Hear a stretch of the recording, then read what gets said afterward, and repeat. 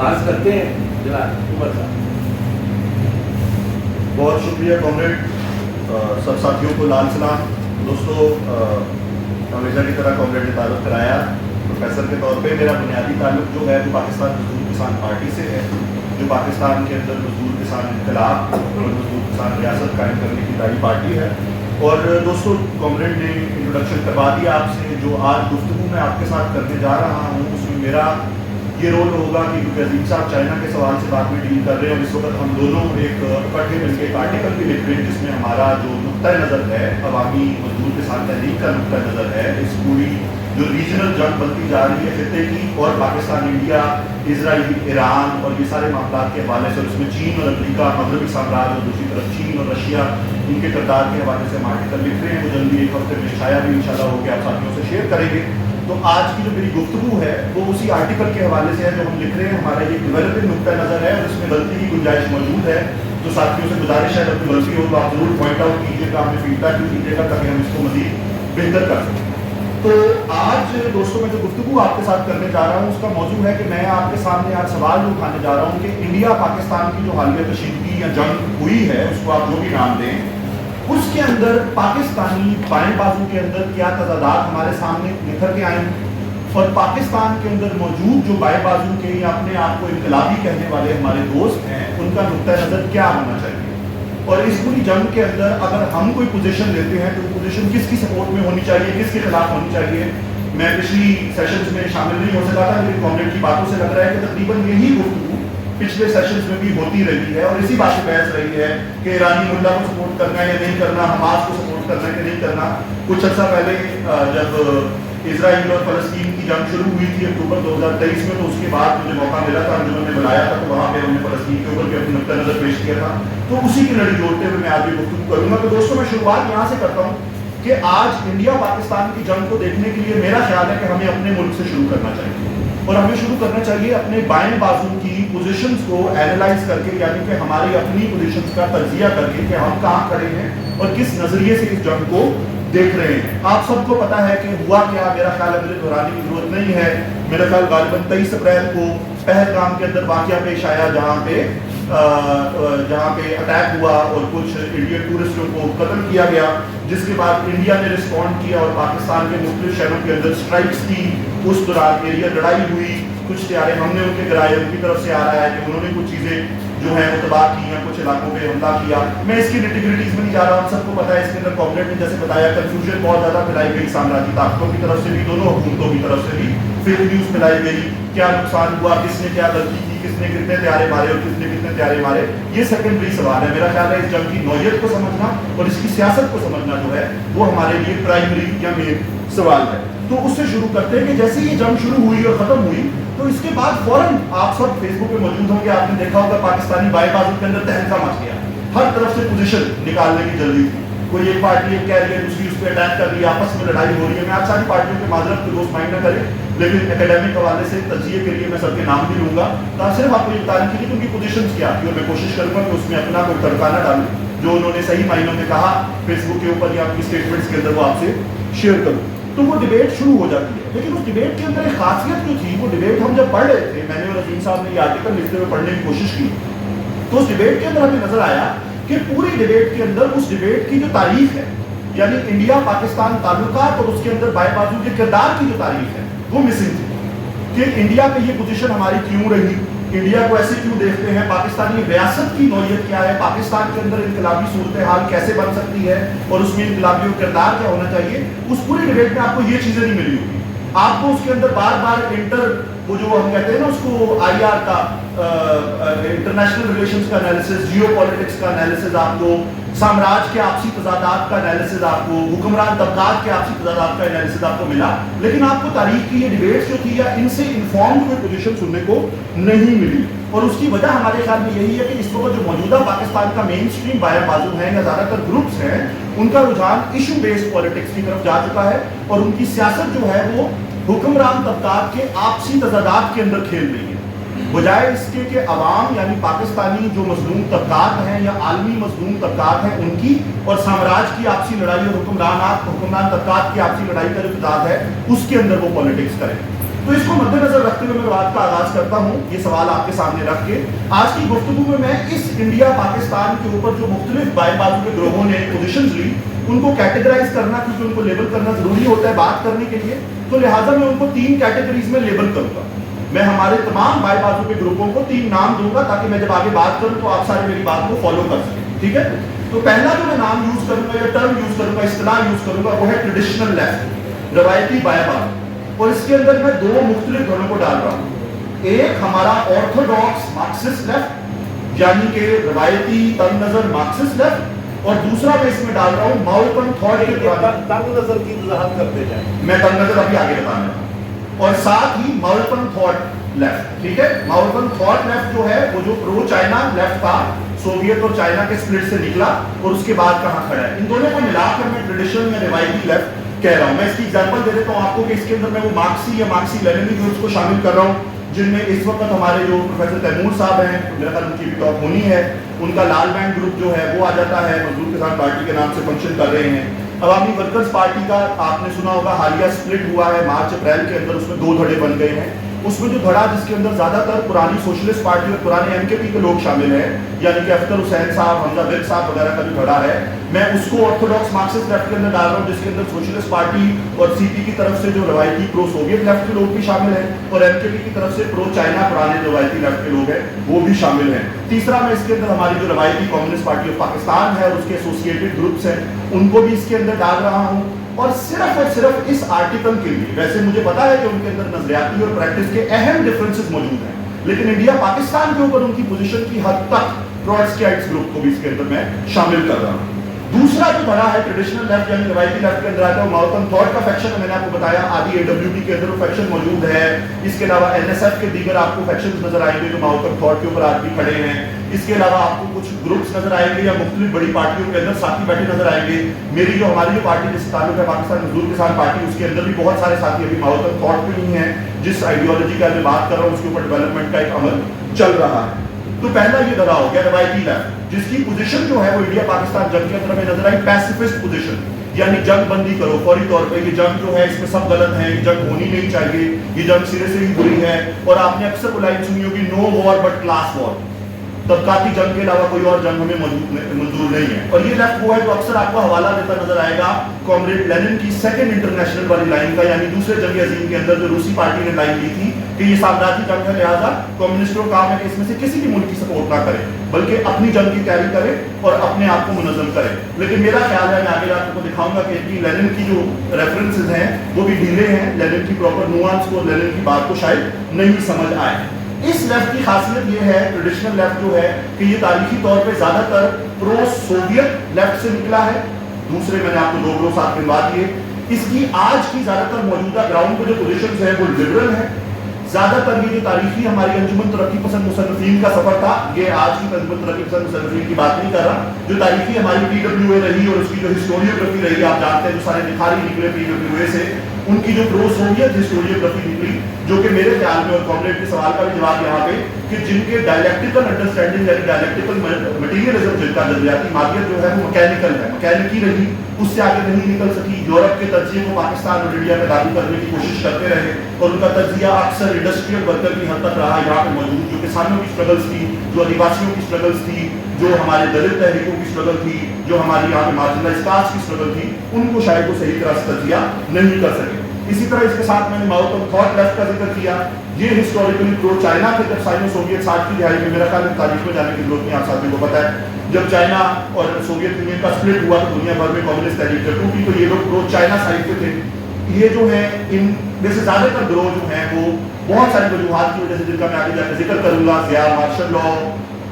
War on terror, اس کے علاوہ جو ہمارے یہاں این جی او کا ٹرینڈ آیا, اس کے علاوہ ہمارے یہاں جو ملا ملٹری کی لڑائی بن گئی, اس کی وجہ سے یہ بھی طبقاتی سیاست کے اندر اپنی جو ملیٹنٹ لائن تھی, جو ان کی لڑاکا لائن تھی, ماوسٹ لائن, جو ان کی جنگی عسکری لائن تھی, اس کو کھو بیٹھے اور ریویژنسٹ طریقے سے الیکٹورل پالیٹکس تک محدود ہو گئے. لہٰذا آج یہ بھی یا کانشیسنیس ریزنگ کی پالیٹکس کرتے ہیں, یعنی شعور بڑھانے کی پالیٹکس کرتے ہیں وہاں کے اندر, یا الیکٹورل چھوٹی موٹی پالیٹکس کرنے کی کوشش کرتے رہتے ہیں. تو یہ ہو گیا ہمارا روایتی لیفٹ. دوسرا میں اصطلاح استعمال کروں گا آج نیو لیفٹ, نیا لیفٹ. اس کے اندر دو گروپ ہیں. یہ کون ہیں؟ یہ زیادہ تر وہ ایکیڈیمک ایکٹیوسٹ ہیں, ایکیڈیمک مارکسسٹ ہیں, باہر سے پڑھ کے آئے ہیں. ہمارے جیسے نوجوان ساتھی ہیں, میرے سے شاید کچھ عمر میں بڑے ہیں, کچھ میرے جتنے ہیں. یہ ساتھی باہر سے پڑھ کے آئے ہیں اور ان کی اکثر جو پالیٹکس آپ کو نظر آئے گی وہ ویسٹرن مارکسزم یعنی یورپ اور امریکہ کی مارکسسٹ تھیوری سے آپ کو بہت زیادہ یہ مانوس نظر آئیں گے. اور یہاں پہ آپ کے جو پالیٹکس یہ کر رہے ہیں پاکستان کے اندر وہ سوشل موومنٹزم کی ایشو بیسڈ, اور اس کے اندر آپ کو این جی او کا اثر بہت زیادہ نظر آئے گا.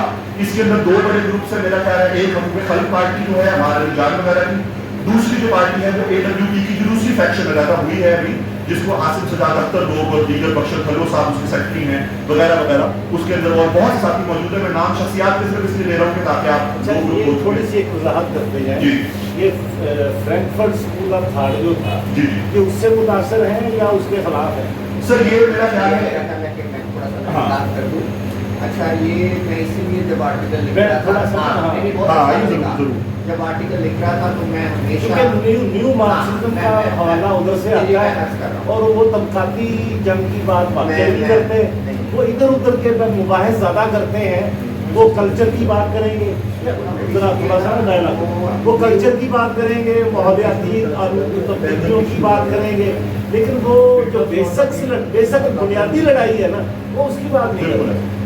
اب جی آئے اس میں جب ہم کہہ رہے ہیں نا ہم جب میں نیو لیفٹ آپ بالکل مل کر بات کر سکتے ہیں. نیو لیفٹ جب نیو لیفٹ کہتے ہیں نا تو وہ کنفیوژن آ جاتی ہے, وہ فرینکفرٹ اسکول کی طرف چلا جاتا ہے. یہ چھوٹے کیپٹل انگلش کے نیو ٹیم نئے جو لیفٹ کے اکیڈمکس پاکستان میں وہ آئے, انہوں نے نیا نیا ایکٹیویزم شروع کیا. وہ گرینچی کو یوز کرتے ہیں, ڈیوڈ ہاروی یہ پاکستان کے ریفرنس میں بات کر رہے ہیں. پاکستان کے ریفرنس تو کیونکہ ان کی کلاسیفیکیشن یہ کر رہے ہیں پاکستان کے ریفرنس. سو بنیادی طور پہ میں دوبارہ سے ریپیٹ کر دوں, میرا کہنے کا مطلب یہی تھا, تو میں آگے جا کے بات آپ کو سمجھانے بھی لگا تھا اور آگے بالکل ابھی وہی سے شروع کرتا ہوں کہ نیو لیفٹ کے جو کھڑے ہیں یہ بنیادی طور پہ مختلف ویسٹرن مارکسزم کے اندر جو آج کل سوشل موومنٹس کے اندر ٹینڈنسیز ڈیولپ ہو رہی ہیں, جو فکریں ڈیولپ ہو رہی ہیں, ان کو پاکستان میں روایتی لیفٹ کی پولیٹکس میں اپلائی کرنے کی کوشش کر رہے ہیں. تو کبھی آپ کو گرامشی کا سہارا لیتے نظر آئیں گے, کبھی آپ کو ڈیوڈ ہاروی کا سہارا لیتے نظر آئیں گے. بہت زیادہ آپ کو گرامشی کا سہارا, خاص طور پہ ہمارے اے ڈبلیو پی کے ساتھی ہیں جو نئے لیفٹ کا اے ڈبلیو پی والا گروپ ہے, اس کے ساتھ آپ کو گرامشی کا بہت زیادہ سہارا لیتے ہوئے نظر آئیں گے. اور ہاں یہ بات کامریڈ کی درست ہے کہ ان کی پالیٹکس لہٰذا ایشو کی طرف زیادہ چلی جاتی ہے. چھوٹے چھوٹے ایشوز جس طرح کامریڈ نے بات کی,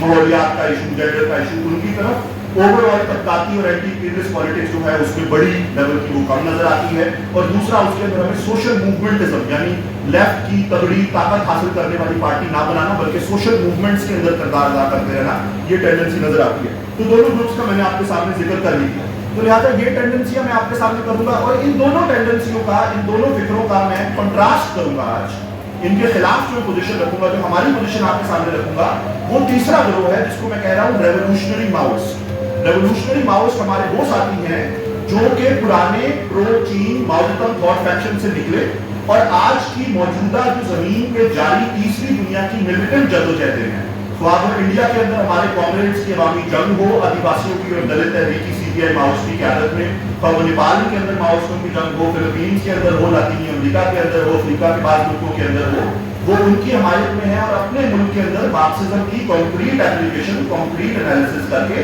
انڈیجنس اسٹریٹجی یعنی کہ تیسری دنیا کے مارکسزم کو انڈیجنس لیول پہ اپلائی کر کے اس کے اندر سے ایک لڑاکا لائن تلاش کرنے کی کوشش کر رہے ہیں. میں کوشش کا اس لیے استعمال کر رہا ہوں کہ یہ ایک ڈیولپنگ فیکچر ہے پاکستان کے اندر. تو لہٰذا آپ دوست یہاں پہ کلیئر ہے, تو میں آگے بڑھتا ہوں. اس کی ایگزامپل پاکستان مزدور کسان پارٹی جس سے ہمارا تعلق ہے, اور اس کے علاوہ بہت سارے ہمارے چند گروپ ہیں ساتھیوں کے جو مختلف فیکشنز میں مختلف جگہوں پہ کام کر رہے ہیں اور وہ اس انالیسس کو ڈیولپ کرنے کی کوشش کر رہے ہیں.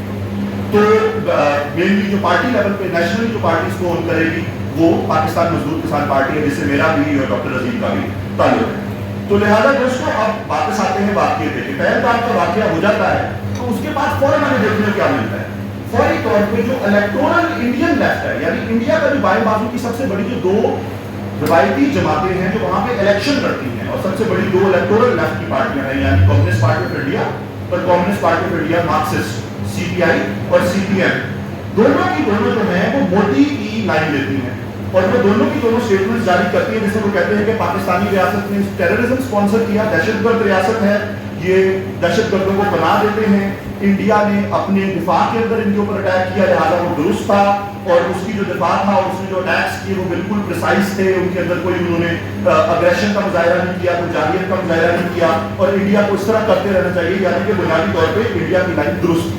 اب مزے کی بات ہے کہ پورے پاکستانی لیفٹ نے ان دونوں سٹیٹمنٹس کو تو کہا کہ یار یہ برا بھلا کہا کہ یہ غلط لائن لے رہے ہیں, اس طرح نہیں لینا چاہیے, مودی کی لائن لے رہے ہیں, لیکن اب ان سٹیٹمنٹس کی وجہ سے ہمارے وہ ساتھی بائیں بازو کے اندر جو کہ روایتی طور پہ ان دونوں پارٹیوں کو فالو کرتے آ رہے ہیں, ان کے لیے ذرا جان ان کی ذرا عذاب میں آ گئی کہ وہ کس طرح سے اپنی پرانی سیاست کو ڈیفینڈ کریں. سب سے بڑی اس میں ایگزامپل ہے ہمارا لال مین گروپ تیمور صاحب, جو روایتی طور پہ کم از کم سن 2000 سے سی پی آئی مارکسسٹ کی پالیٹکس کو, اور ان کے بڑے دانشور ہیں وجے پرساد صاحب, ان کے ساتھ کام کرتے چلے آ رہے ہیں. اب جب سی پی آئی مارکسسٹ نے یہ پوزیشن دی تو تیمور صاحب کو پبلکلی اخبار میں آرٹیکل لکھ کے اپنے آپ کو اس سے جدا دکھانا پڑا, اور پھر ان کی امبیرسمنٹ کا حال یہ تھا کہ ان کو بعد میں جا کے وجے پرساد کے ساتھ ایک پوڈ کاسٹ کرنی پڑی پچھلے مہینے, جس کے اندر وہ صفائیاں دیتے نظر آ رہے تھے. دوسرے جو ہمارے ٹریڈیشنل لیفٹ کے دوست تھے, جس طرح ہمارا بہت ساری باتیں شاید کور ہوئی رہ جائے تو میں اس میں آگے آہستہ آہستہ کور کرتا رہوں گا. اسی طرح دوسرے جو ہمارے روایتی لیفٹ کے لوگ تھے, جس طرح اس میں ورکرز پارٹی کی میں نے مثال دی, تو ان کی بھی اگر ہم نے جو اسٹیٹمنٹس دیکھی وہ پیسیفسٹ تھی, وہ بڑی ایک ان پرنسپلڈ قسم کی ایک پرانی لائن ہمیشہ چلی آ رہی ہے کہ جب بھی جنگ ہوتی ہے تو ایک ہی اسٹیٹمنٹ لکھی ہوئی ہے وہ ہم دے دیتے ہیں کہ ہم ہر جنگ کے خلاف ہیں, ہم صرف ترقاتی جنگ کے حق میں ہیں. لینن نے سیکنڈ انٹرنیشنل کے اندر کہا تھا کہ ساری سامراجی جنگیں ہمارے خلاف ہیں. وہ بار بار ہمیں وہ پوزیشن بار بار ساری اسٹیٹمنٹس کے اندر, ٹروٹسکائٹ گروپ کے اندر بھی, اے ڈبلیو پی کی اسٹیٹمنٹ کے اندر بھی بار بار ہمیں یہی اسٹیٹمنٹ دیکھنے کی. میں اسٹیٹمنٹس کی ڈیٹیل میں نہیں جا رہا, مین پرنسپل اس کا نقطہ کیا ہے میں اس کا کہہ رہا ہوں تاکہ ہم بحث کے لیے اس کو استعمال کر سکیں. ٹھیک ہے, تو اب اس اسٹیٹمنٹ کے بعد اگلی جو بات ہے کہ میں اب یہ اسٹیٹمنٹس ایسے ہی تھی, میں آپ کو مثال دے دوں اگر, کہ میرا بالکل بھی پاکستان اور انڈیا کی جنگ کو کسی اور جنگ کے ساتھ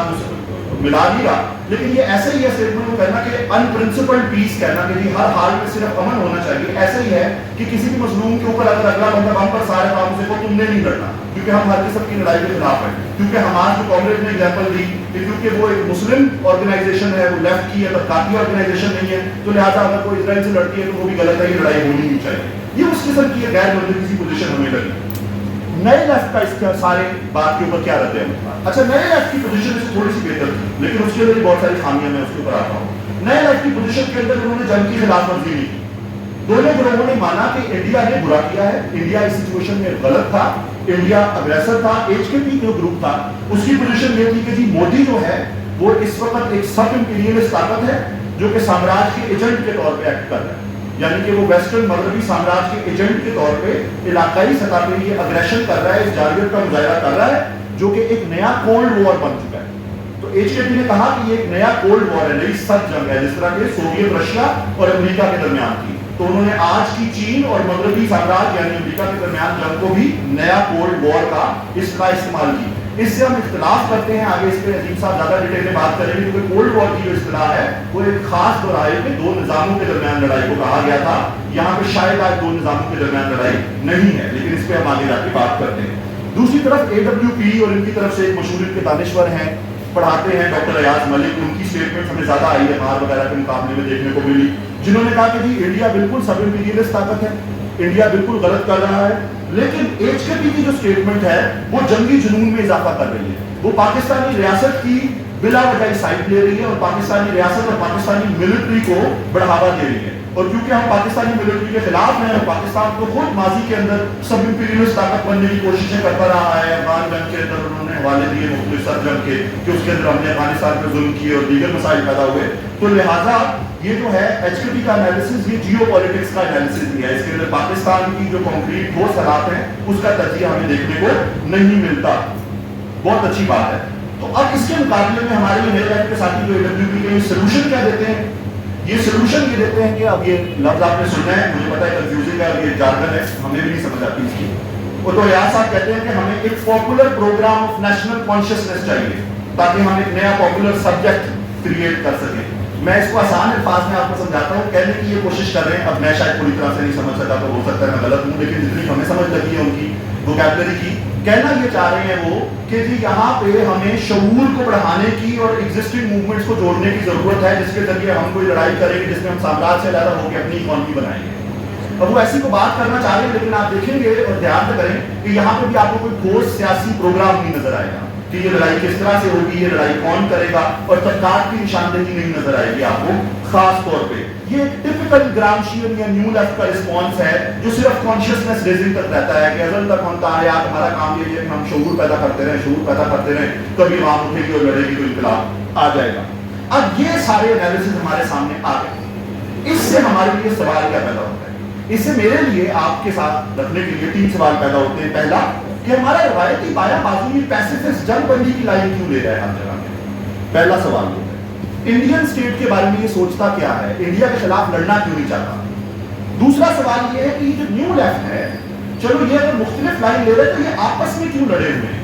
इनसे एक जगह पे क्यों नहीं खड़ा हुआ जा रहा, और एक ही पार्टी एक जगह पे क्यों नहीं खड़ा हो रही? आपको याद होगा हमारे भाई कुछ अर्सा पहले मुसलमान लोगों के साथ थे, आजकल भुट्टो जूनियर के साथ है, परसों किसी और के साथ होंगे, एक जगह ये क्यों नहीं खड़े हो पा रहे? और तीसरा फिर हम क्या सजेस्ट करते हैं, और बहुत मैं आपको हम्बली कहूंगा कि हम कोई, हमारे पास कोई प्रोग्राम नहीं है देने के लिए, लेकिन हमारी इंटरवेंशन क्या है, फिर हमारा नुक्ते नजर इस पे क्या होना चाहिए। तो पहले इशू क्या है, मैं तीनों को बहुत ज्यादा टाइम नहीं लूंगा, 5-7 मिनट में आपको तीनों को मैं समझ करके बताऊंगा, ठीक है? पहला इशू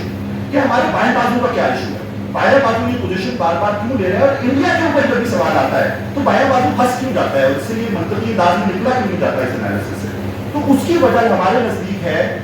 हमारे बाएं रवायती बाएं बाजू के ऊपर इंडियन रवायती बाएं बाजू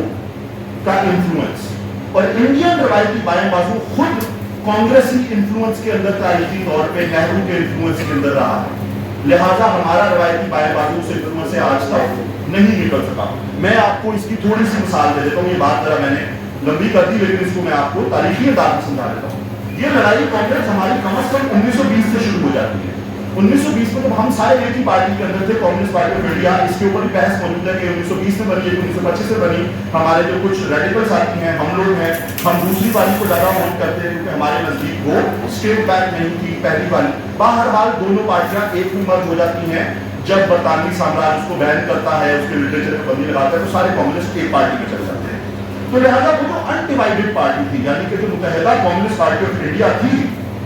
उसके नजदीक रवायती तौर पर कांग्रेस जो थी वो कम्युनिस्ट नहीं थी, लेकिन बहरहाल उनके नजदीक वो एक प्रोग्रेसिव फोर्स थी, एक तरक्की पसंद फोर्स थी। और आपको ये एनालिसिस बार बार उसकी रिपोर्टों में और कांग्रेस में मिलेगा जहां पे वो ये लाइन ले रहे हैं कि हमारा काम है कांग्रेस के अंदर जो प्रोग्रेसिव यानी तरक्की पसंद हुक्मरान तबके के नुमाइंदे बैठे हैं, प्रोग्रेसिव बुर्जुआजी यानी कि नेहरू गांधी लोग, हम इनकी सपोर्ट करें क्योंकि ये हमें आजादी दिला के देंगे, फिर इंडस्ट्री लगेगी, नेशनल डेमोक्रेटिक रेवोल्यूशन होगी, फिर हम सोशलिज्म लाएंगे। ये आपको पता है पुरानी लाइन चलती आ रही है। अच्छा, लेकिन ये लाइन जो है, अच्छा, और इसके बरक्स इस कम्युनिस्ट पार्टी ऑफ इंडिया को, जो मुत्तहिदा कम्युनिस्ट पार्टी ऑफ इंडिया थी, इसके एलीट्स को, जाहिर बात है इसके अंदर हमारे साथ ही बैठे थे जो इतराज उस वक्त भी करते थे, लेकिन जो इसकी एलीट थी, जो इसके अंदर मम्मी डैडी हमारे उस वक्त के बाहर में पढ़े लिखे वेस्टर्न मार्क्सिस्ट, उस वक्त वेस्टर्न मार्क्सिज्म की इस्तेमाल नहीं होती थी, लेकिन उस वक्त के शाफिया मार्क्सिस्ट जो थे हमारे मौजूद थे इसके अंदर, तो वो मुस्लिम लीग को एक रिग्रेसिव फोर्स समझते थे कि ये सिर्फ और सिर्फ मजहबी इंतहा पसंदी की बुनियाद पर बनाई गई जमात है, और लिहाजा इसके सारे कदम गलत है, और ये इंडिया को तोड़ने की कोशिश कर रही है, कांग्रेस इंडिया को जोड़े रखने की कोशिश कर रही है। हाँ, इसमें एक बड़ा मैं आपको फर्क बता दूं कि इसका मतलब ये नहीं है कि मैं उन टेंडेंसीज को इग्नोर कर रहा हूँ, बदल पार्टी जैसी, किसान कीर्ति किसान पार्टी जैसी, जिनके अंदर इनकलाबी जड़ें मौजूद थी, जो लड़ रहे थे, जो कांग्रेस के साथ नहीं जाना चाहते थे, लेकिन मैं मुत्तहिदा कम्युनिस्ट पार्टी ऑफ इंडिया का आपको पोजीशन दे रहा हूँ। तो ये सपोर्ट इनकी कांग्रेस के लिए चलती रही 1942 तक, और 1942 के अंदर जब बरतानवी हुकूमत ने कहा कि भाई अब जर्मनी से लड़ाई शुरू हो गई है, वो फैशिस्ट है, तो लिहाजा सारे इकट्ठे हो जाओ, ठीक है, तो सोवियत यूनियन ने कांग्रेस पार्टी ऑफ इंडिया को लाइन दी कि तुम लोग भी भर्ती हो आर्मी के अंदर और बरतानिया के साथ मिलकर जर्मनी के खिलाफ लड़ो, क्योंकि हम भी उधर लड़ रहे हैं। तो कांग्रेस ने इस पोजीशन की सपोर्ट नहीं की। आपको याद होगा सुभाष चंद्र बोस, आपको याद होगा गांधी ने कहा कि हिटलर को खतूत लिख रहा था उन दिनों में, तो लिहाजा इन्होंने इस चीज की सपोर्ट नहीं की। इस वजह से सीपीआई जो थी वो कांग्रेस के खिलाफ हो जाती है 1942 में, क्योंकि वो सोवियत यूनियन की लाइन को सपोर्ट नहीं कर रहे और बरतानवी साम्राज्य का साथ नहीं दे रहे जर्मनी से लड़ने के लिए। लिहाजा सीपीआई जो है वो डॉक्यूमेंट निकालती है 1943 में आधिकारिक रिपोर्ट के नाम से, जिसके अंदर वो कहती है कि नहीं, हमारा पुराना एनालिसिस गलत था, इंडिया जो है वो मुख्तलिफ कौमों का एक इकट्ठ है, जिसके अंदर मुख्तलिफ कौमें मुख्तलिफ ज़बानें बसती हैं, और इसके लिए इस्तेमाल करते हैं 1913 की कांग्रेस स्टालिन की document Marxism and the national question, اور کہتے ہیں کہ لہٰذا پاکستان کے جو مطالبہ ہے اس کی سپورٹ کی جا سکتی ہے. یہ پوزیشن چلتی ہے 1946 تک 1946 تک. جب یہ دوبارہ پلٹتے ہیں, جب پارٹیشن ہونے والی ہوتی ہے, تو کہتے ہیں نہیں, پاکستان کی ڈیمانڈ غلط ہے. اور 47 میں جب پاکستان بنتا ہے تو اس وقت کانگریس جو ہے کہتی ہے کہ نہیں, یہ ڈیمانڈ غلط تھی, ہمیں سپورٹ نہیں کرنی چاہیے تھی. اور 1948 میں کلکتہ میں سی پی آئی کی کانگریس ہوتی ہے,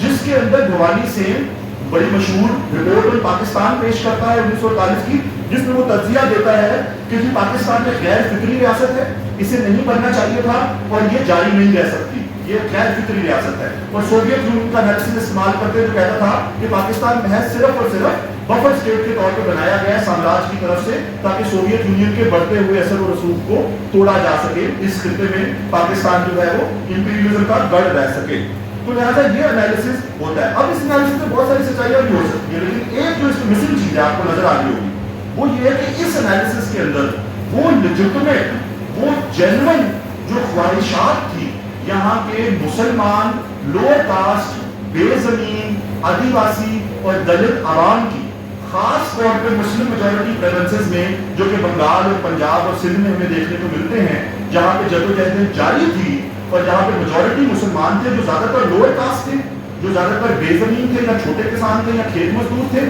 اور ہندو جو زیادہ تر بنیے تھے یا اپر کاسٹ تھے. تو لہٰذا یہاں پہ مذہبی رنگ جو اس کو دیا گیا, لیکن اس کے نیچے ایک جینوئن طبقاتی تضاد موجود تھا. تو ان لوگوں نے کبھی گوارا نہیں کیا کہ اس طبقاتی تضاد کا تجزیہ کر کے یہ جو نیا ملک بنا ہے اس کی سیاست کے اندر اب اس ملک کے لوگوں کی سیاست کرنے کی کوشش کریں. لہٰذا یہ سوویت یونین میں بیٹھا رہا اور اسے ٹوٹا گیا. میں لمبا نہیں کر رہا, بس یہاں پہ اس کو روکتا ہوں, لیکن اس سے ہمیں کیا سمجھ آتا ہے, اس سے ہمیں یہ سمجھ آتا ہے کہ وہ لائن آج تک ہمارا جو پورا سوویت لیفٹ تھا وہ لے کے چلا آ رہا ہے. لہٰذا اس کے نزدیک پاکستان ہمیشہ سے غیر فطری ہے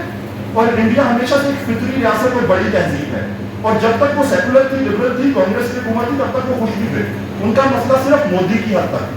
ہمارا ماننا ہے کہ مسئلہ صرف مودی نہیں, پوری انڈین ریاست ہے, کیونکہ جتنی کی پاکستان غیر فطری ہے اتنا ہی انڈین غیر فطری ہے. ان دونوں میں سے کوئی فطری ریاست نہیں ہے, یہ دونوں سامراج کی کریشن ہے. ہمیں اس پہ کلیئر ہونا ضروری ہے. لیکن جو کانگریس نے بات کی تھی کہ ہمارے سیکولر لبرل دوست کانگریس کے لبرلزم کی آڑ میں انڈیا کو ڈیفینڈ کرتے رہے, جس وجہ سے ہم آگے جا کے دیکھیں کشمیر میں بھی ان کی پوزیشن گڑبڑ ہوتی رہی ہے. ہمارے ہاں جو ماؤسٹ تھے دوست, اس کے برعکس دوسری پوزیشن نکلتی ہے 1960 کی دہائی میں. پہلے موجود ہے لیکن 1960 کی دہائی میں وہ گروپس اور پارٹیوں کی صورت لینا شروع کرتی ہے. جب نیب کے اندر آپ کو پتا ہے ہماری سی پی پی بین ہوگی 53 میں, تو نیب کے اندر چلی گئی نیشنل عوامی پارٹی کے اندر. نیشنل عوامی پارٹی کے اندر ہم نئے 1968 کے اندر تقریباً 68 کے اندر جب ماؤ ماسکو سپلٹ اوپر ہو رہا تھا تو نیچے ہماری پارٹی کے اندر لڑائی ہو رہی تھی. تو آپ کو پتا ہوگا کہ بشانی گروپ علیحدہ ہوتا ہے, ولی خان گروپ علیحدہ ہوتا ہے. ولی خان گروپ پرو ماسکو ہے, وہ پرو چائنا ہے. پھر کیونکہ بنگال بھی علیحدہ ہو رہا تھا تو ہمارے یہاں پاکستان کے اندر بھی سپلٹ ہوتا ہے, اور جو روس نواز بڑے ہیں اور چین نواز بڑے ہیں وہ علیحدہ ہو جاتے ہیں. چین نواز بڑوں میں آپ کو یاد ہے میجر اسحاق ہیں, پروفیسر سپریئر ہیں, افضل بنگش ہیں, شیر بادشاہ ہیں, ابتدائی طور پہ کچھ ہفتے کے لیے سی آر ایس بھی ہیں, اور بہت سے ساتھی ہیں. اور پرو رشیا گروپ آپ جانتے ہیں آج کی کمیونسٹ پارٹی آپ کے سامنے موجود ہے. تو لہٰذا یہ جو ہمارے چین نواز دوست نکلتے ہیں, پروفیسر گروپ بھی ہے, ڈاکٹر عزیز الحق اور پروفیسر عزیز الدین, اس میں سے آپ نے نام سنے ہوں گے. تو لہٰذا جو ہمارے پرو چین گروپ نکلتے ہیں ان کا تجزیہ مختلف, ڈاکٹر عزیز الحق اور پروفیسر عزیز الدین. تو لہٰذا ان کا جو تجزیہ نکلتا ہے وہ پڑھنے کے لائق ہے, کیونکہ یہ ایک مختلف طریقے سے یہاں کے موجود جو عوام ہیں ان کے اندر جو طبقاتی تضاد پائے جاتے ہیں اس کو دیکھنے کی کوشش کرتے ہیں. تو لہٰذا میں بس کو جلدی سمجھ کر رہا ہوں. تو لہٰذا یہاں پہ ہمیں نظر آتا ہے جی, تو یہاں پہ ہمیں نظر آتا ہے کہ یہ جو انالیسس لیتے ہیں مختلف ہے. وہ دیکھتے ہیں کہ یہاں پہ کس طرح سے ہمیشہ دو تہذیبیں موجود ہیں. میجر اسحاق صاحب اپنی کتابوں کے اندر اس حد تک چلے جاتے ہیں کہ وہ بات کرتے ہیں کس طرح سے یہاں پہ گنگا جمنا تہذیب مختلف تھی اور سندھو دریا کی تہذیب مختلف تھی, اور کس طرح سے دو معیشتیں بات تھی, دو ہمیں لینگویج کی ٹریجیکٹریز نظر آتی ہیں, ان کی زبانوں میں فرق نظر آتا ہے, ان کے آپسی تعلقات اور ان کے آپسی تعلقات میں فرق نظر آتا ہے, ان کی ذاتوں اور ان کی ذاتوں میں فرق نظر آتا ہے. اسی طرح پروفیسر عزیز الحق لکھ رہے ہیں اور وہ بار بار بتا رہے ہیں کس طرح یہاں پہ ایک بنیادی طبقاتی تضاد موجود تھا جس کو مذہبی رنگ تو دے دیا گیا, لیکن دراصل وہ عوام کے آپس کا تضاد تھا. یعنی کہ وہ حکمران طبقات جو وہاں پہ لوکل فیوڈل لارڈ آپ کا جاگیردار اور بنیا موجود تھا, اس کے خلاف یہاں کے بے زمین کسان, دلت اور آدیواسی کا تضاد تھا, جس کی بنیاد پہ یہ اتنی بڑا واقعہ پیش آیا تاریخ میں. یہ ایسے نہیں ہو گیا کہ جناح گاندھی اور یو پی کے لوگوں کی سازش تھی, اس کے پیچھے کچھ عوامی عناصر بھی شامل تھے. تو لہٰذا یہ جو ہمیں لائن نظر آتی ہے یہ اس धड़े से निकलती है। लेकिन अफसोस के साथ बहुत सारी वजूहात की वजह से 1970 की दहाई के बाद, ज़िया मार्शल लॉ के बाद, हमारी तहरीक की अंदर की अपनी गलतियों की वजह से भी, कोल्ड वॉर और सब जंग की वजह से भी, ज़िया की जो मार कूट थी उसकी वजह से, और फिर उसके मुकाबले में बन जाना movement for restoration of democracy MRD का, जिसके अंदर सारा लेफ्ट तबकाती सियासत को टच करके सेकुलर डेमोक्रेसी को बचाने के लिए इकट्ठा हो जाता है। इस सब की वजह से हमारी इस धड़े का जो नजरिया डेवलप होना था, हिस्टोरियोग्राफी लिखी जानी थी, तज्जिया होना था, और नई थ्योरी इस खित्ते की इनकलाबी थ्योरी बन के निकलनी थी,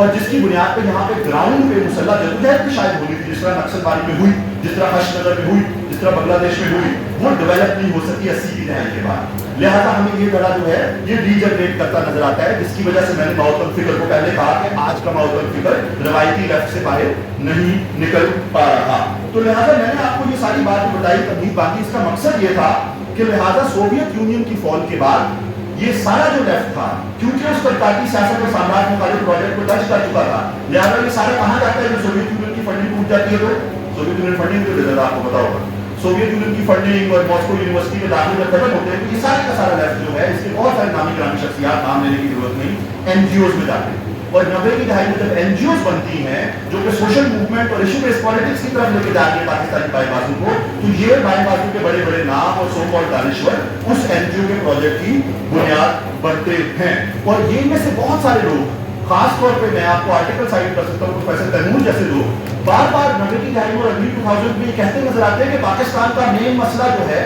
यहाँ का बुनियादी तजाद अवाम की लिबरेशन का, वो रिलीजियस फंडामेंटलिज्म है, मजहबी इंतहा पसंदी है। लिहाजा तालिबान से जंग मेन रुकावट है हमारी आजादी में। साम्राज्य वगैरह का नाम लेते होंगे लफ्जी कलामी, लेकिन मेन रुकावट रिलीजियस एक्सट्रीमिज्म है। तो इस हद तक हमें इनकी लाइन लिबरलिज्म में जाती, यानी मुल्ला मिलिट्री मुखालफत से बाहर नहीं निकलती नजर आती। यहाँ से फिर मैं आ जाता हूँ हमारे आखिरी हिस्से की तरफ, जो मैंने आपसे दूसरा सवाल पूछा था। तो मैं रवायती बाई बाजू का समझ आ गया कि इनका क्या मसला है, ये कहाँ से गलत है। अब आ जाते हैं आखिरी दो सवालों पे, इससे ज्यादा मैं बहुत ज्यादा टाइम लूंगा, बस अब समाप्त करता हूँ। सो हम आ जाते हैं नए लेफ्ट की तरफ। ये जो नए लेफ्ट के दो ग्रुप हुए, ये 2000 अर्ली 2000s में और 2010 की दहाई में आना शुरू होते हैं। 2000 और 2010 की दहाई में ये हमारे यंग साथी हैं, ये बाहर से पढ़ के PhD करके आ रहे हैं, और ये नया नया ग्रामशी, डेविड हार्वी, नोम चॉम्स्की, बड़े बड़े थ्योरिस्ट जो आजकल के मशहूर थे वहां पे, उनको पढ़ के आ रहे हैं और उनसे सीख के आ रहे हैं सोशल मूवमेंटिज्म और न्यू लेफ्ट की पॉलिटिक्स, यानी कि जो हमने पहले क्लैरिफिकेशन कर दी, इशू बेस्ड पॉलिटिक्स। अब जब ये वापस आती हैं तो वापस सिर्फ रवायती लेफ्ट की पार्टियां मौजूद हैं, तो ये उनमें शामिल होते हैं। तो जब उनमें शामिल होते हैं तो उनमें किन लोगों से जुड़ते हैं? उनके अंदर जो मौजूद NGOटिक बड़े थे, ठीक है, तो लिहाजा उनके साथ शामिल होकर ये सियासत करते हैं। तो अब इनकी थ्योरी क्या है? वेस्टर्न मार्क्सिज्म और उसकी इर्द उर्द की बहुत सारे मुख्तलिफ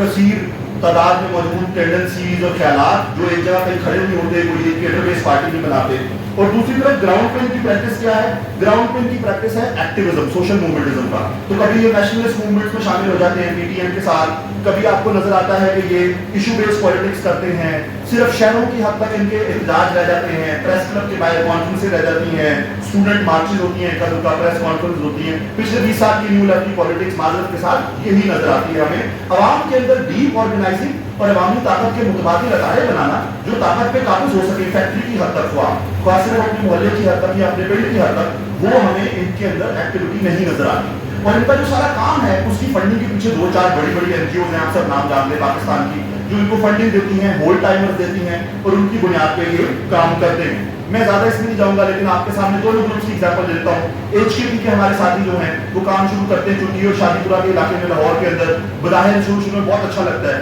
लेकिन वो सारे काम को पिछले साल कहाँ डाल देते हैं? इंतखाब की झोली में, एक MPA की सीट के ऊपर पैसा बेतहाशा लगाते हैं, उसके बावजूद हारते हैं, मायूसी पैदा करते हैं, इशू पॉलिटिक्स से निकल नहीं पाते। और जो लेफ्ट की केडर बेस्ड पार्टी बनाने का ख्वाब लेके चले थे, आज उसको वो भी टच कर चुके हैं और PTI के मुकाबले की नेशनल लेवल पॉलिटिक्स करना चाहते हैं, बयानियां खेल रहे हैं। और बयानिया के अंदर पहले मोहसिन दावर के साथ थे, आज पाकिस्तान लेवल की पॉलिटिक्स करना चाह रहे हैं, तो नया हीरो उनको जुल्फकार जूनियर की सूरत में नजर आ रहा है। दूसरी तरफ हमारा AWP वाला न्यू लेफ्ट है, जिसके अंदर हमें नजर आता है इस्लामाबाद में कच्ची बागियों में कुछ काम करते हैं इब्तदाई तौर पर ये लोग, और काला मिलिट्री फार्म्स की तहरीक आपको याद होगा, उसके अंदर भी काम करते हैं। लेकिन वो सबको कहाँ डाल देते हैं? फॉरेन फंडेड NGOs की झोली में। زیادہ تر ان کی پالیٹکس رہتی ہے فلرٹ کرنے کی. کس کے ساتھ فلرٹ کرنے کی؟ ہماری جو نیشنلسٹ تحریک ہے, کبھی پی ٹی ایم, کبھی گلگت بلتستان, کبھی بلوچستان, اب ان کے ساتھ فلرٹ تو کرتے ہیں, ان کے ساتھ یکجہتی میں کھڑے ہوتے ہیں, لیکن وہ مسلح تحریکیں بھی ہیں, ان کے اندر تو جنرل مسائل بھی ہیں, وہ تضادات کے ساتھ لڑ بھی رہے ہیں, ان کی گراؤنڈ پہ پالیٹکس بھی موجود, تو لہٰذا ان کی تھیوری بن جاتی ہے ان کی پالیٹکس کا تجزیہ.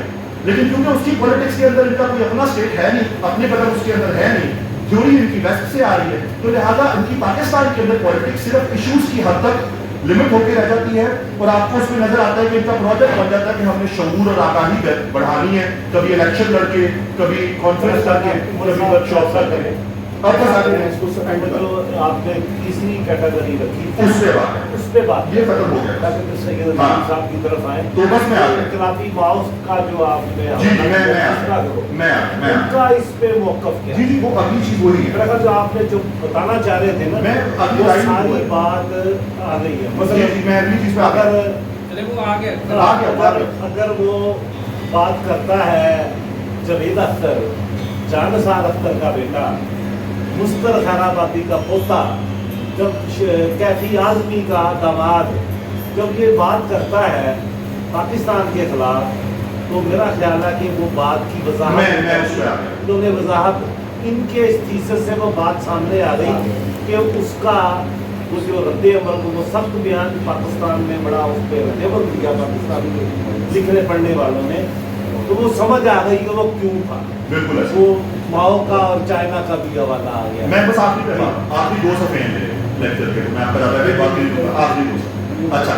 سو اب ان دونوں گروپوں کی ہمیں سمجھ آ گئی, روایتی بائی بازو کی بات کر لی, ہم نے نیو لیفٹ کی بات کر لی, اور دونوں کی بنیادیں کیونکہ اسی کمیونسٹ پارٹی اور پاکستان کی ایلیٹ اور انجمن ترقی پسند مصنفین کی ایلیٹ کی تاریخ سازی میں ہے, تاریخ دانی میں ہے, تو لہٰذا ان کا انالیسس بھی وہیں پہ پھنسا ہوا ہے. اور کیونکہ ان کا انالیسس وہاں پھنسا ہوا ہے, تو دانستہ یا نادانستہ طور پہ ہمارے ہاں جو اصل گراؤنڈ پہ جینون لڑاکا عوامی مزدوروں کسانوں کی تحریکوں نے جنم لیا, اور وہ چھوٹی تحریکیں نہیں تھیں, آپ کو نام یاد ہے, تلنگانہ, تباگا, کشمیر کے اندر, بنگلہ دیش کے اندر, حشد نگر کے اندر, نکسل باڑی کے اندر, گلاڈیر کسان تحریک, جنوبی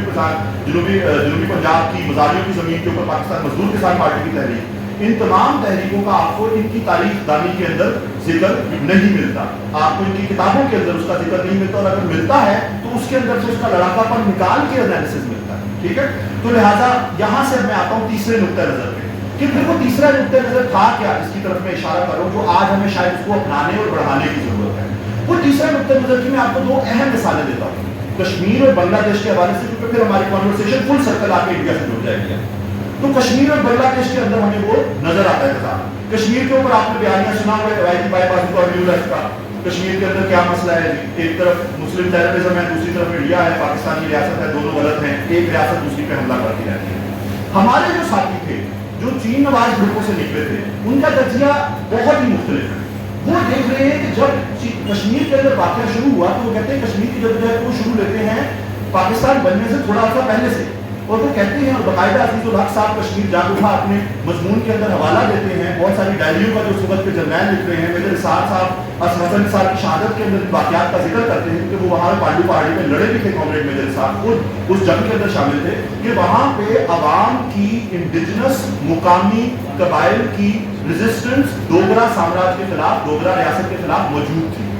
ڈوگرا بادشاہ کے خلاف موجود تھی. اور کیونکہ وہ موجود تھی تو پارٹیشن کے وقت وہ اپنا کمپلیٹ انڈیپینڈنٹ کشمیری آزادی کا موقف اٹھا کے لڑ رہے تھے. اس لڑائی کے اندر جو پاکستانی فوج اور انڈین فوج دونوں کی انٹرونشن ہے, دونوں نے اس لڑائی کا قتل کیا, جس کی وجہ سے حقیقی جو وہاں پہ لیفٹ ونگ کے لوگ نظم کرنے کی کوشش کر رہے تھے عوامی بغاوت کو, وہ ان دونوں ریاستوں کے اس کے اندر انٹرونشن کو بنیادی طور پہ وہاں کی تحریک سے, جو انقلابی تحریک تھی, جو عوام کی آزادی کی, نیشنل لبریشن قومی آزادی کی تحریک تھی, اس سے بٹریل سمجھتے ہیں, اس کے ساتھ دھوکہ سمجھتے ہیں. بالکل اسی طرح جس طرح تلنگانہ کے اندر لڑائی چل رہی تھی جب پارٹیشن کی, ہمارے ساتھی سمجھتے ہیں کہ جب پارٹیشن ہوتے ہی کمیونسٹ پارٹی آف انڈیا کے لیڈروں نے ساتھ دیا نہرو کی حکومت کا, تو نہرو نے پہلی جنگ کی اپنے ہی اندر حیدرآباد, دکن, تلنگانہ کے اندر جاری تحریک کسانوں کے اوپر, اور اس کو روکا لڑاکا بننے سے. اسی طرح کچھ سال پہلے آپ کو پتہ ہے ویسٹ بنگال کے اندر تباہا کے اندر. دوسری مثال میں ہمارے ساتھی کی پوزیشن کی دوں گا آپ کو بنگال. کہ جب بنگلہ دیش علیحدہ ہو رہا ہے پاکستان سے تو بنگلہ دیش کے اندر صرف مفتی باہنی ایک طرف سے انڈیا کی سپورٹ اور دوسری طرف سے پاکستانی فوج نہیں لڑ رہی، ہمارے ساتھیوں کی جدوجہد موجود ہے۔ 24 میں سے 22 یا 24 ضلعوں میں، شاید غلط بول رہا ہوں، بنگال کے اندر صبح 22 یا 24 ضلع بنگال پر، ان میں سے 7 ضلعوں کے اندر پوربا بنگلہ سربہارا پارٹی بن چکی تھی جو مولانا باشانی کی کمیونسٹ پارٹی سے ڈاکٹر طاہا لوگوں کی علیحدہ ہو کے ایک ماؤس نقطہ نظر پہ کھڑے ہو کے بیک وقت مفتی باہنی سے بھی لڑ رہی تھی، بیک وقت پاکستانی فوج سے بھی لڑ رہی تھی اور انڈین فوج سے بھی لڑ رہی تھی، اور اس کا موقف تھا کہ بنگال جو ہے اس کو مجیب الرحمان کے ہاتھوں میں نہیں دینا، ہمیں آزادی چاہیے لیکن مزدور کسان آزادی چاہیے۔ اور یہ 7 دنوں کے اندر تحریک چلا کر یاد رکھیں ان سے 70 کلومیٹر پر مرسل باری چل رہا تھا، اور اس تحریک کے جو لیڈر تھے ہمارے کامریڈ سراج سکدر، وہ 1975 تک لڑتے رہے اور ان کو بڑی بے رحمی سے مجیب الرحمان کے گنڈوں نے قتل کیا، اور پھر مجیب الرحمان نے کھڑے ہو کے بنگالی پارلیمنٹ میں کہا کہ کہاں ہے تمہارا سراج سکدر، نظر نہیں آ رہا آج کل، اس کو فائرنگ اسکواڈ نے قتل کیا ان کے گنڈوں۔ تو یہ دونوں ایگزامپل آپ کو میں کیوں دے رہا ہوں، ان چونکہ اس سے ہمیں آپ کو آخری کلمات کی طرف آتا ہوں کہ ان دونوں ایگزامپلوں سے واضح ہوتا ہے کہ ہمارے آج کے بائیں بازو کے جتنے مین اسٹریم بڑے ہیں وہ تمام کے تمام اگر انڈیا کو دیکھ رہے ہیں تو ان کا انڈیا کے ساتھ مسئلہ جو ہے وہ ہمیں صرف اور صرف مودی حکومت اور بی جے پی سرکار کی حد تک نظر آتا ہے، یعنی وہ فیل ٹو انڈرسٹینڈ کر رہے ہیں کہ انڈیا بذات خود ایک برہمانیکل ہندوتوا فیشسٹ ریاست ہے، اور وہ فیشسٹ ریاست مودی کے آنے سے نہیں بنی، اس کے بننے میں کانگریس کا بھی کردار ہے اور اس کے چمچے جو ہیں سی پی آئی اور سی پی ایم ان کا بھی ایکول کردار ہے، اور یہ ریاست اپنے اندر بیک وقت دلتوں پہ، کسانوں پہ، آدیواسیوں پہ، اور آج کل آپریشن کاغار کی صورت میں جو انہوں نے 1 مہینہ پہلے سی پی ایم ہاؤس کے جنرل سیکرٹری کو بما 26 ہمارے کامریڈز کو شہید کیا، اور پچھلے 2 مہینوں کے اندر 3 مہینوں کے اندر 500 سے زائد ساتھیوں کو شہید کر چکے ہیں، وہ ایک بے رحمانہ آپریشن چلا رہی ہے مغربی سامراج اور اپنے بڑے بڑے سرمایہ داروں کی بنا پہ جو مائننگ کرنا چاہتے ہیں، ڈیفارسٹریشن کرنا چاہتے ہیں، جنگلوں پہ قبضہ چاہتے ہیں، اور بیک وقت اپنے سے باہر سامراج کے ہاتھ میں کھیلتے ہوئے نیپال، صرف پاکستان نہیں، نیپال، بنگال، شری لنکا، خطے کے تمام چھوٹے ملکوں کے اوپر ظلم کر رہی ہے اور ان کو بلی کر رہی ہے۔ تو لہٰذا ہمارا اب کیا پوزیشن ہونی چاہیے 2 لائنوں میں؟ لہٰذا اس ساری صورتحال کے پیش نظر ہماری پوزیشن میرے خیال میں یہ ہونی چاہیے کہ ہم بجائے اس کے کہ سامراج کی آپسی لڑائی کے اندر کسی کی سائڈ میں یا ہمارے حکمران طبقات کے آپسی تضاد کے اندر کسی ایک سائڈ پہ کھڑے ہو جائے، جس طرح ہم کبھی پی ڈی ایم کے ساتھ کھڑے ہوتے ہیں، کبھی پی ٹی آئی کے ساتھ کھڑے ہوتے ہیں، دونوں بے غیرت ہیں، تو لہٰذا ہم اپنے حکمران طبقات کے آپسی تضاد سے نکل کر ان تضادات کے اندر اپنی سیاست کو استوار کریں جو ایگزسٹ کرتے ہیں پاکستان کے مظلوم طبقات، ساؤتھ ایشیا کے مظلوم طبقات اور سامراج، لوکل سامراج، سب امپیریلزم، انڈین ایکسپینشنزم یعنی انڈین توسیع پسندی اور چائنیز سوشل امپیریلزم جس کا آپ آگے کامریڈ عظیم ذکر کریں گے، اس کے درمیان۔ اور ہم پہ ہرگز ہمیں یہ اجازت نہیں ہونی چاہیے کہ ہم گراؤنڈ کے موومنٹ کو صرف اس بنیاد پہ ریجیکٹ کریں کہ اس کا رنگ مذہبی ہے۔ اگر وہ موومنٹ سامراج کے خلاف لڑ رہی ہے تو ہمارا کام ہے اس جنگ کی سپورٹ کرنا اور بیک وقت اس کے اندر مزدور کسان لائن کو پروان چڑھانا، جس کے ساتھ ساتھ ہماری آخری ڈیوٹی یہ ہے کہ ہمارا ملک چونکہ آج بھی پاکستانی ریاست میں، اس کا یہ مطلب نہیں کہہ رہا کہ اب یہ ساری بات کر دیتی ہے انڈیا بولا تو پاکستان کا ساتھ ہو، نہیں، پاکستانی ریاست جو ہے وہ بنیادی طور پہ نیم تحریکرانہ اور نیم نوبادیاتی گماشتہ سرمایہ دارانہ ریاست ہے، تو لہٰذا اس دلال ریاست کا جب تک ہم طبقاتی کریکٹر نہیں بدلتے، اس کے حکمرانوں کا طبقہ نہیں بدلتے، تب تک ہم یہاں پہ اس کی سپورٹ یا انڈیا کی سپورٹ میں صرف سامراج کی آپسی لڑائیوں میں کوئی نہ کوئی سائڈ دیتے رہیں گے، اور اس کا طبقہ بدلنے کے لیے عوامی جنگ ضروری ہے، اور وہ عوامی جنگ کرنے کے لیے ہمیں ان تمام جاری جینون عوامی جدوجہدوں کا ساتھ دینا پڑے گا جن کا نہ نیو لیفٹ نام لینے کو تیار ہے، جن کا نہ روایتی لیفٹ نام لینے کو تیار ہے، خواہ وہ نکسل بازی کی جدوجہد جو آج تک قائم ہے، خواہ وہ پاکستان کے کسانوں کی جدوجہد ہو، خواہ وہ آدیواسیوں کی، دلتوں کی جدوجہد ہو، کیا وہ محکوم قوموں کی جدوجہد ہو جو اپنے حق خود ارادیت کے لیے عوامی لائنوں میں لڑ رہے ہیں۔ بہت شکریہ، لال صاحب۔ بہت شکریہ۔